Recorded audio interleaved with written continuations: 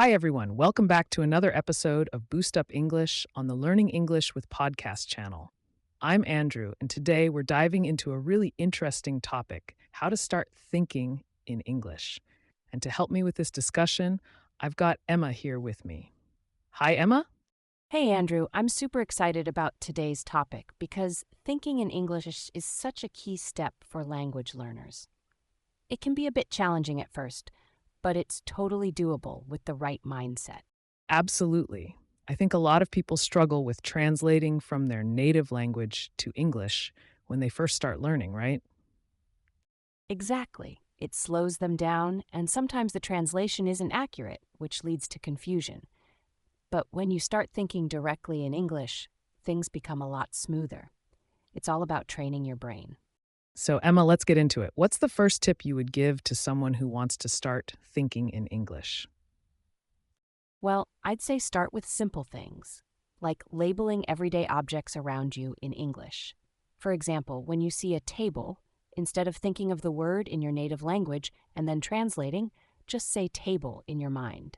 That's a great tip. It's like creating a direct link between the object and the English word, right?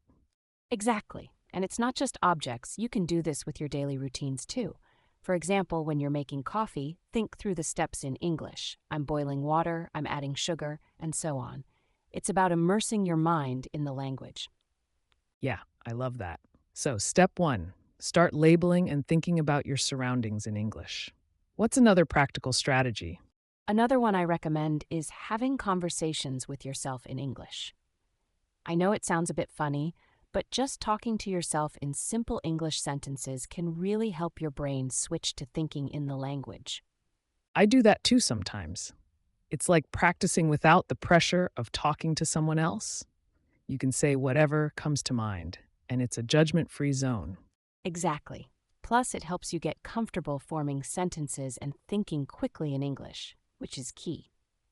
Start with easy things like asking yourself, "What do I need to do today?" and answering in English. That's awesome. And speaking of practice, what about people who might not have a lot of time? Do you think they can still benefit from small moments throughout the day? Absolutely. I think even if you only have a few minutes here and there, you can use them to practice. For example, when you're waiting for the bus or standing in line, you can think about what you're going to do next, but do it in English. Or look around and describe the scene around you in English. That's such a practical tip. It's like using all those small gaps during the day as opportunities to practice. Exactly. And if you want to take it a step further, start thinking in English about more complex things, like how you're feeling. Instead of just saying, "I'm tired," you could think, "I've had a long day, and now I feel exhausted because of all the work I've done." The idea is to push yourself gradually to think in more detailed sentences. That's a good point. Building up from simple thoughts to more complex ones. It's all about consistency. I also heard that reading and watching content in English can help train your brain to think in the language. What's your take on that? Oh, definitely. When you're reading or watching something in English, try to focus on understanding it without translating in your head. You can pause and reflect on what you've just read or watched and summarize it mentally in English. I love that. It's like passive immersion, letting your brain get used to processing English naturally.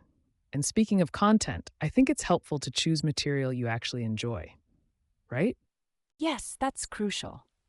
If you're watching a show or reading a book that you really like, you'll be more engaged and it'll feel less like studying. You can even start thinking about the characters and plot in English. Great point. Another thing I've found helpful is using English in my hobbies. For instance, if you love cooking, you could follow recipes in English and think through the steps as you're cooking. Oh, that's a fantastic idea. Whatever you enjoy, whether it's playing video games, gardening, or even exercising, you can find ways to involve English. For example, when you're running, you can think about how your body feels, like, "I'm picking up my pace," or "I need to drink water after this lap." Yeah, it's all about surrounding yourself with the language in everyday activities. Do you think using tools like language apps or flashcards also helps in starting to think in English? Absolutely. Apps like Duolingo or Anki can be helpful, especially for vocabulary building, but the key is to actively use the words and phrases you learn in real life situations. Don't just memorize them, make an effort to use them in your thoughts. I agree. Memorizing without applying what you learn can only take you so far. Another thing I found helpful is practicing with native speakers or language partners. It forces you to think on your feet in English. Yes, conversing with native speakers is one of the best ways to make your brain think in English. You don't have time to translate, so you just react, which is perfect for building that English thinking habit.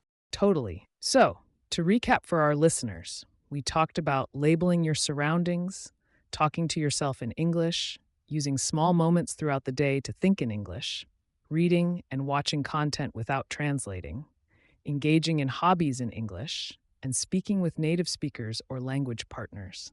These are all great ways to start thinking in English. Yep, and remember, it's a gradual process. It won't happen overnight, but if you keep at it, you'll start noticing that your brain begins to think in English more naturally over time. Exactly. Thanks so much for joining me today, Emma. This was such a helpful conversation. Thanks for having me, Andrew. I hope our listeners find these tips useful and start incorporating them into their daily lives. All right, everyone, thanks for tuning in, and we'll catch you in the next episode. Keep practicing, and soon you'll be thinking in English like a pro. Don't forget to check the free PDF in the description for more useful vocabulary. Goodbye, and we'll see you in the next episode. Let's look at some words related to today's topic. Translate, definition, to change words from one language into another. Example, many learners first translate sentences from their native language into English, which can slow them down. Immersion, definition, the process of surrounding yourself completely with something, in this case, English, to learn it better. Example, living in an English-speaking country provides great language immersion.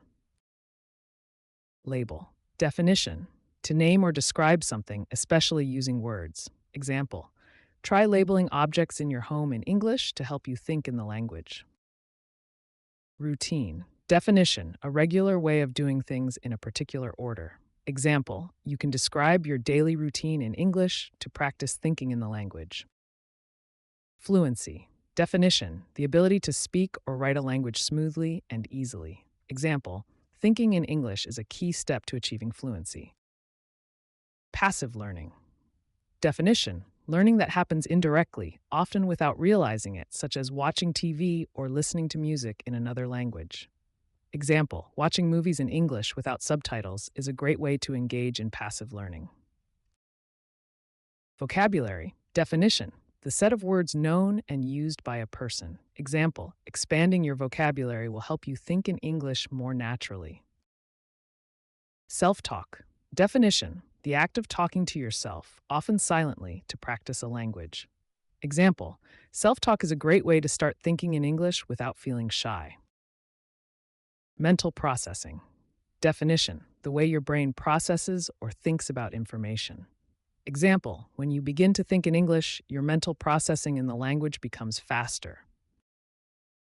Internal monologue, definition, the conversation you have with yourself in your head. Example, try having your internal monologue in English to build fluency. Post-listening questions. What are some of the benefits of being able to think in English? Should you force yourself to think in English all the time, or is it okay to use your native language sometimes?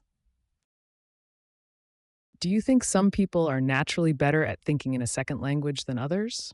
Why or why not?